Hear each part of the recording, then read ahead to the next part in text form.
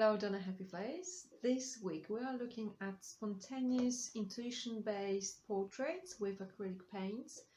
We are not pre-sketching, we're not taking proportions. This is done in a bit different way, based on intuition and working a little bit like sculpture. So where we have the darker areas on our face, like eye sockets, under the nose, under the chin, you're going with darker paint. And when we have areas where light is catching more, because they are standing out like cheekbones, we are putting the white paint. And it's very much about blending with your fingers or with a quite limited use of brush to 1 or 2 sizes. And then we're working on top of that with some markers or pens.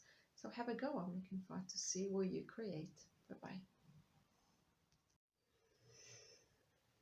Okay, so in this project we are painting an expressive acrylic and markers portrait in quite unusual way. It is less controlling but more experimenting. So what do you need? Two paints, acrylic paints, white and then one darker color. I'm working with dark blue. You can use any color including black, as long as you have that contrast to, you know, one very light, very dark, because then that gives you possibility of mixing everything in between. You need one big brush, any shape, and one small brush. So find what you have. It could be household brushes, doesn't really matter. And then we're gonna dry this when it's painted and later go with markers on top of that. And the markers will do, Sharpies are great, but work with whatever you can find. Also having some paper tissue to clean your brush, that will do. So no water. You're probably gonna start thinking, where's the water? But that's not what we're doing. And we're not starting by pre-mixing paint. Everything's going to happen here on this page. So I'm starting with darker paint and I'm going to mark, just have a few blobs where I think the eyes could be. Top of, bottom of the nose, lips, bottom of the chin, more for this area, and then roughly just touching it, thinking the border of the face. I think that will go lower. Okay,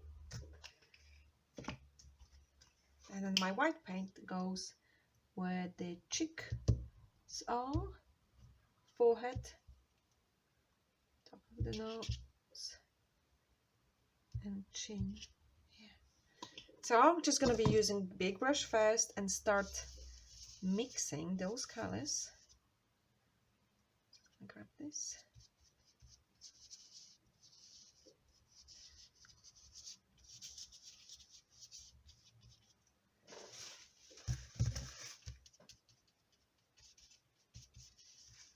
There's acrylic.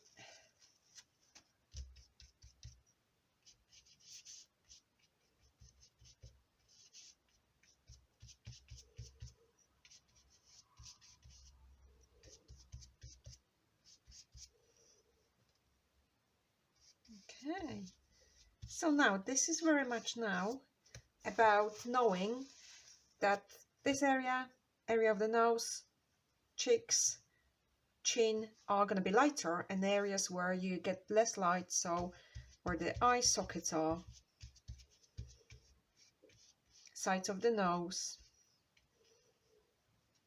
upper lip, it's a bit darker area under your bottom lip. That's going to be darker, so it's about playing with that. And you see it starts coming together itself.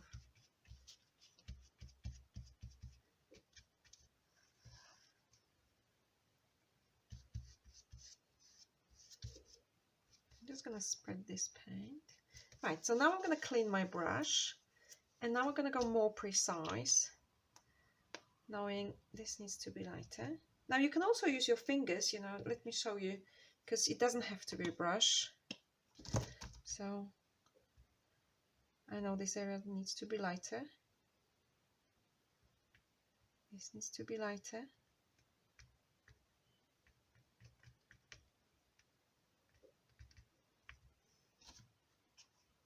And this is all about moving paint.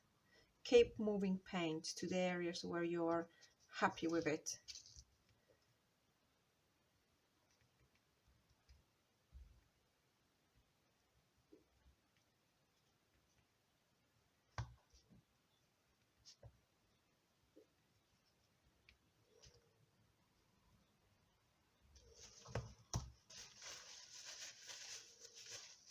It's all about moving paint. If you feel your paint is too creamy, too thick, feel free to add some water.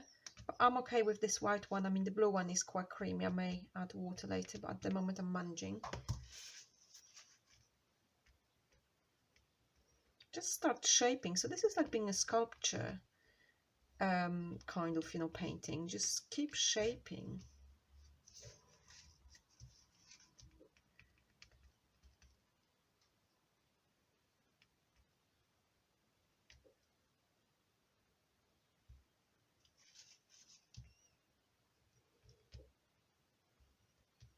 Okay, gonna go back to this dark blue and carry on. I quite like that finger painting, but you know, you can use brush. Under the chin, this is this area that's very dark. You don't get much light there, and then it kind of dissolves and goes to the bottom of the chin. So I'm going to emphasize that, and that brings the lower lip up, and then the top lip is normally a bit darker.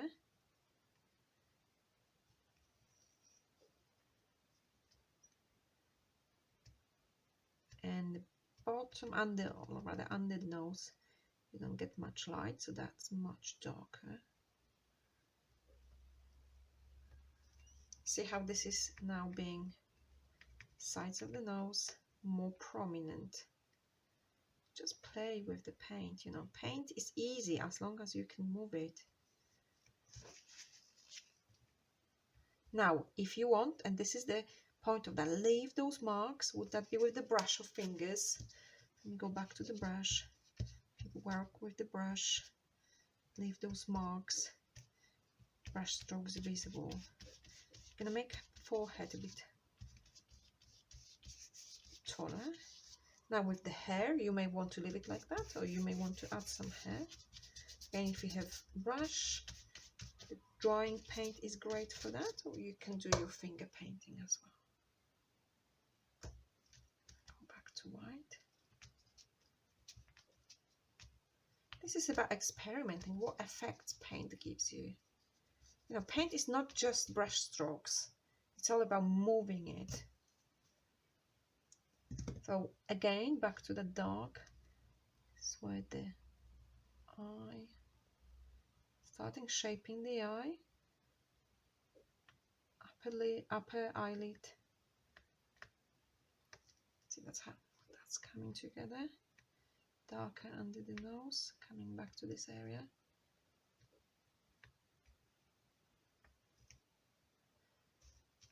Eyebrow. I feel I want the eyes a little bit lower, so just to show you, there's nothing to be afraid with the paint. Take it off a bit. Eye sockets are dark. And go back.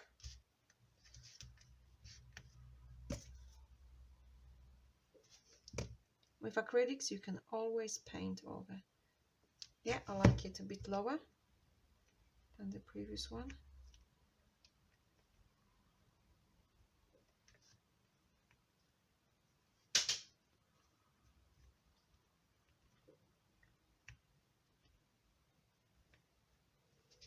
And it needs to be, you know, that kind of not precise, because we will have markers to work with the line work, but also there's a small brush, so that's coming. So at that stage, don't be afraid of having an image that is a bit fuzzy. That's the point, you know, I want those marks to be visible. Look how expressive this can be. Now here I'm just mixing with my finger a little bit lighter blue, because I know the side of the nose, it's not fully light yet. It's that in between the lightest area. It's literally on the middle where you have the nose bridge.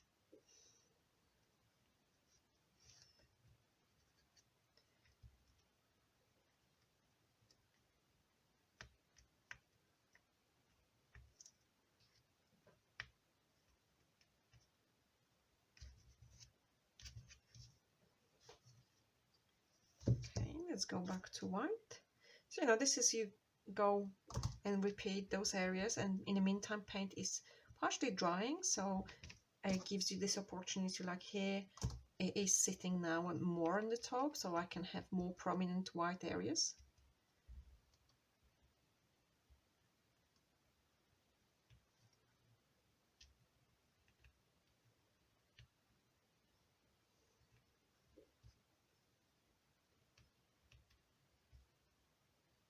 And this is so much fun because there's no reference. You're doing that from imagination, from those few basic blobs. 1, 2, 3, 4 we had, and it was born from that.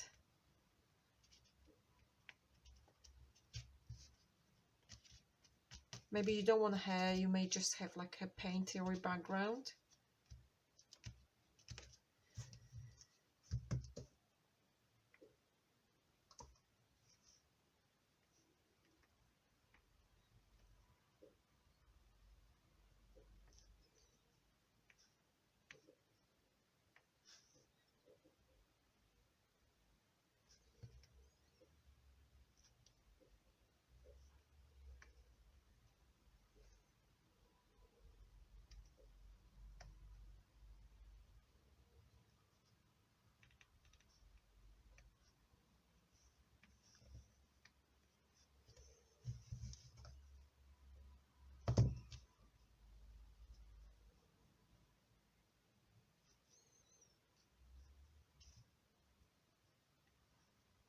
So I'm just coming back to those areas, revisiting them.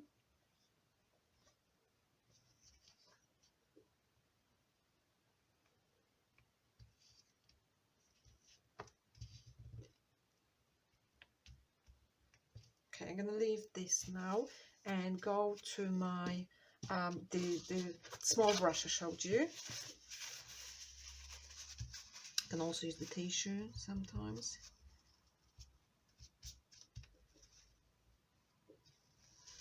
I want to get rid of some of the paint.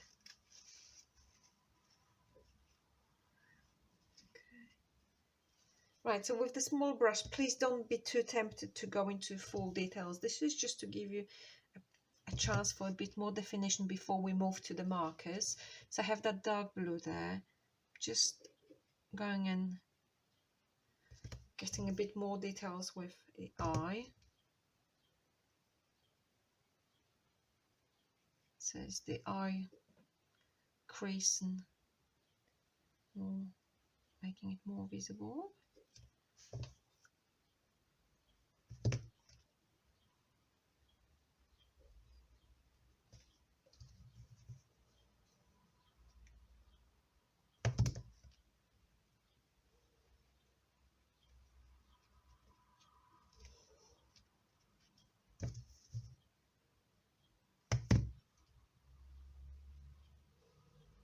This line in the middle, the lips, where you have bottom and top lid meeting, it's all about gives you expression if the face is smiling or not, depending if you go up with this line or down.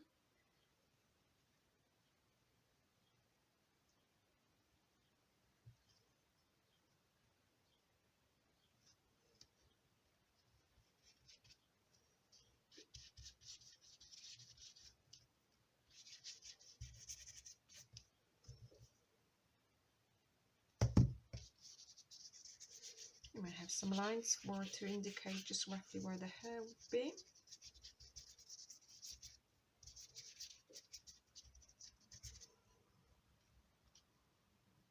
Okay, I'm going to dry that fully, and I will go on top of that with markers. So that'll be another layer of fun. So let me dry this one. I'm just noticing this white kind of, just need 2 whites here.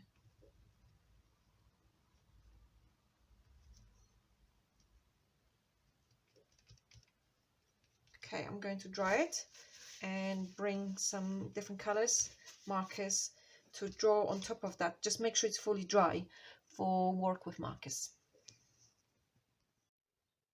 Okay, I'm back. This is fully dry. Make sure it's fully dry because that's the best way to get your markers working and not damaging. On top of that, you can also work with a pen. You know, you've used variety. So what this is all about now, it's just about going back to this painting and using line work and squiggles and doodling to bring new dimension to it. So I'm just using this pink kind of pen, getting the eye out a little bit more. I have black marker. I can, you know, use that where I really want this to be dark. Hopefully you can see in the camera how this works. Using that here, the nose.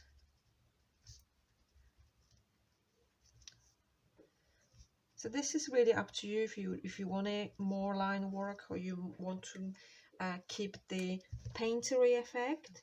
In combination of both of them is really cool. And it's also about trying, you know, different colors. I'm just thinking how red would look if so red's going to be more like purple here because it's visually mixing with that blue. So I'm using a little bit of that here to just get the lips out more. And then sometimes you can have lines, you know, cross those boundaries. How about having some lines that are not really here? That's another option. So you don't have to be fully less restricted by just your painting. You can go with lines as additional elements. I'm just thinking about that.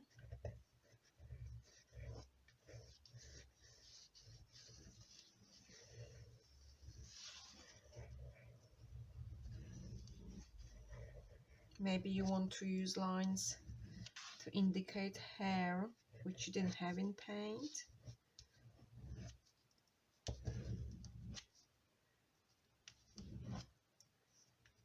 Just gonna create some lines here.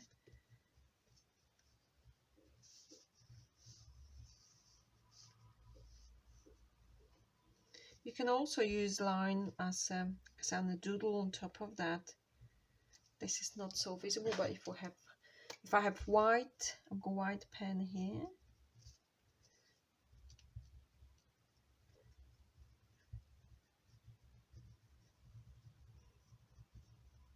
So if you had something painted in, let's say red and yellow, the black pen will be very visible on that. But because mine's really dark blue, black pen probably, let me try, is less visible. So this is black.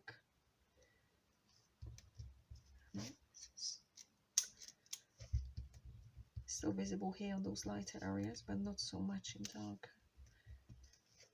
So, you know, there are so many possibilities now with pen and marker.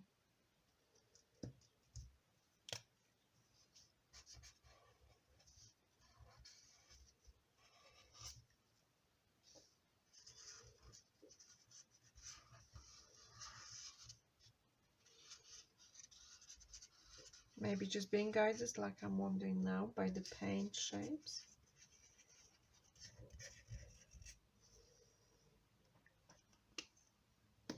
And another thing you can use is cross hatching. So drawing lightly with your pen just on top of that paint, and then going into different directions. You see, so that brings cross hatching lines on top.